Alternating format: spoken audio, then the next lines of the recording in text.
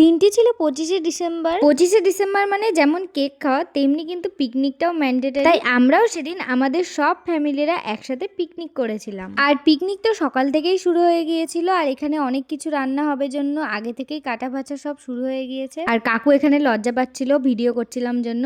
আর এই যে সকালের এখন টিফিন, কমলা লেবু, কেক, আর ছিল ডিম সেদ্ধ আর একটা করে মিষ্টি। আর পিকনিকে আজকে অনেক কিছুই রান্না হচ্ছে, মাছ মাংস একসাথে। আর এদিকে দেখো টিফিন খেতে খেতে কিন্তু সব কাটা বাছা কমপ্লিট। একটা ফানি জিনিস তোমাদের দেখাই, দেখো আমার এটা কাকিমা হয়। আর দেখো কি সুন্দর মাথায় গোলাপ লাগিয়ে এসছে। আর এই গোলাপটা নিয়ে আসার কিন্তু একটা কারণ আছে, পরে দেখাবো। আর দেখো পিকনিকে তো বক্স না হলে চলেই না, সেটাও নিয়ে চলে এসছে। আর এরই মাঝখানে আমাদের 500টা সাবস্ক্রাইবার কমপ্লিট হয়ে গিয়েছিল। তো থ্যাংক ইউ সবাইকে এতটা ভালোবাসা দেওয়ার জন্য।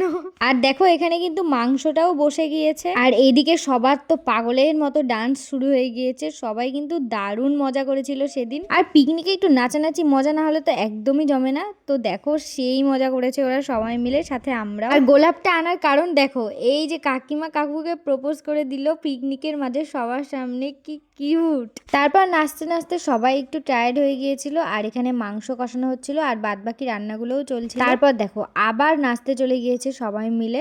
এদের তো আর নাচই থামছিল না। তো এর মাঝখানে আমরা একটু কষানো মাংস টেস্ট করে নিলাম। আর মাংসটা দারুণ লাগছিল খেতে। আর দেখো দিদি এখানে গরম মাংসটাই একদম মুখের মধ্যে ঢুকিয়ে নিয়েছে। তারপর এখানে আমরা বাচ্চা পাটিগুলো খেতে বসে গিয়েছি। আর পিকনিকে অনেকগুলোই মেনু হয়েছিল, তো কি কি হয়েছিল সেগুলো নেক্সট ভিডিওতে শেয়ার করব। আর আমরা খাবো, টমিকে খাওয়াবো না সেটা তো হতেই পারে না। তো তানিয়া এখানে টমির জন্য খাওয়া নিয়ে যাচ্ছে। আর দেখো কাকিমা তো পুরো রক রাস্তার মধ্যে দাঁড়িয়ে থেকে নাচছিল। আর আমরা তো ওখানে দাঁড়িয়ে টমিকে ডাকছিলাম।